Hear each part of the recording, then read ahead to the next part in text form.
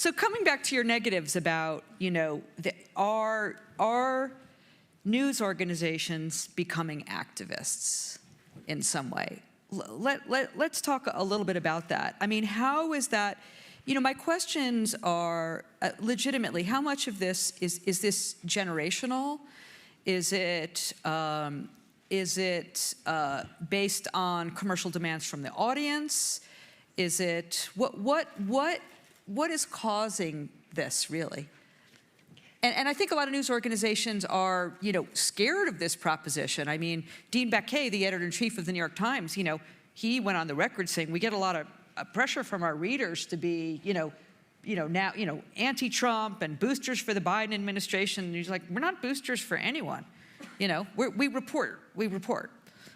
Okay, so first of all, there's a huge generational divide, Yeah. I think, in society, but in newsrooms, it's really playing out with younger people who want to bring their true selves to work and be able to express themselves on Twitter. Social media is a huge piece of this, huge use. Versus the standard bearers, people who came up as we came up, who were more likely to say, yeah, we that's not what we do here at work. We're, again, we're focused on the shining the light in dark corners. We hold the powerful to account. We're not activists. We are here to cover and to shine a light. But it was a really interesting, I have to say, the first time that I saw it, that it really hit home for me was on election night in 2016. So I was in the newsroom in USA Today, and everyone was expecting Hillary to win. And when things started to turn, it was a surprise win for Trump. My role and the role of the editors there was to erase our whiteboard full of stories and start from scratch. Like, what are we covering? What are we covering? Like, how are we going to redo this? And it's a very, very, very frenetic, focused kind of work that you're doing at that moment. But I look over at, we had a lot of young, particularly young women who were kind of manning the news desk, and they were crying. Yeah. And I swear, I felt like Tom Hanks saying, there's no crying in journalism. Yeah. It's not what we do. But it really struck me, that generational divide at that moment. But isn't this also everybody's worst nightmare about the media, that it's full of liberals? Well, I got to speak up because I feel like traditional journalists have fooled themselves into saying that they don't take sides, or that they don't have values, or that they're not advocates, when it's not true.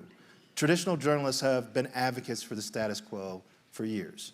And in fact, we've seen newspapers come forward and apologize for how they covered the civil rights movement, because they were advocates for the status quo, and they marginalized civil rights advocates during times when great press coverage would have had a great impact. So I think we're fooling ourselves when we say, these young kids, they want to be activists and we're the ones who are not. That's not true. What the young kids are saying, and I agree with them often, is that we are taking stands and pretending that we're not. And it's time to stop doing that. It's time to stop pretending that we're not seeing a crisis in our cities where people of color are being over-policed. And it's time to challenge our habit of taking what police tell us and what government tells us and accepting it. And we need to challenge it more.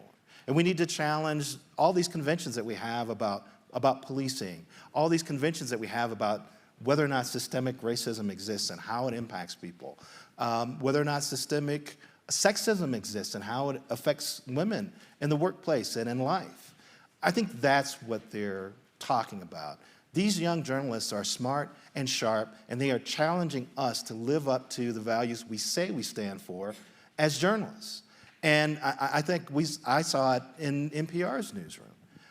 So I don't think it's as simple as, they want to say things on social media that we normally wouldn't say. They're challenging us to face the implications of trying to pretend that we're objective when true objectivity is impossible.